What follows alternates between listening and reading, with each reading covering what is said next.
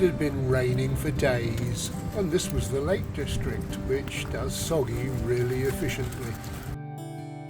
As zoos go, this one was small, fewer than 100 species, and most of them birds, insects, reptiles or assorted rodents. On the face of it, not a recipe for a great day out to get some air and walk off Christmas, but from the smallest to the largest, the inhabitants of the Lakeland Wildlife Oasis provided a level of fascination its bigger cousins might envy. It's an indoor-outdoor sort of place where you start by peering into aquarium tanks, trying to spot the sometimes recalcitrant inhabitants, before moving into the butterfly hall. Not many of those in late December, but compensated for by the leafcutter ant colony, with the industrious inhabitants climbing ropes from their tank nest to collect vegetation and bring it back home. This heated enclosure is also home to stick and leaf insects, giant African millipedes, tarantulas and bats, as well as a collection of exotic species including tropical orchids and insect-eating plants. When it opened 30 years ago, this was just about the extent of the zoo, although there was also a colony of brown rats and a pair of common marmosets. The zoo's certainly grown and developed, expanding in size and becoming a charity, the Lakeland Trust for Natural Sciences.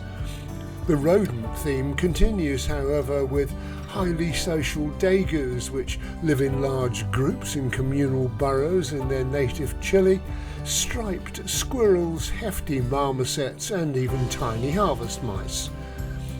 A cage labelled African drylands was neither of those things, but it did include hornbill and Kirk's dik-dik, a small antelope in case you wondered.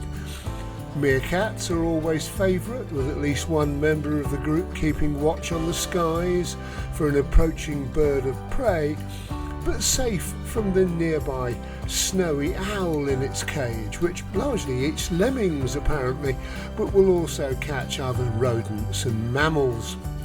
Snow leopards just across the way could probably also manage a meerkat or three, but they're clearly well fed and seem to find the Lake District an acceptable alternative to the Himalayan mountains, where their range extends across 17 countries. Palmer wallabies thrive too. After all, some of their cousins lived on Staffordshire's Roaches rocks for many years, and cranes and peahens scuttle through the long grasses.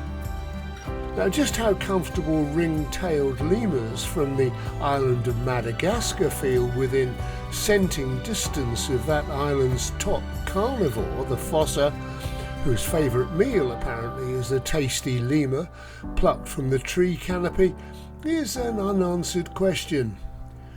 It's probably a question that the other small mammals, marmosets, tamarins and agouti, prefer not to contemplate. It may have been soggy, it may have been chilly, but the Lakeland Wildlife Oasis was welcoming, interesting, and with a touch of the unusual, from the ants to the fossa. And the cafe wasn't bad either.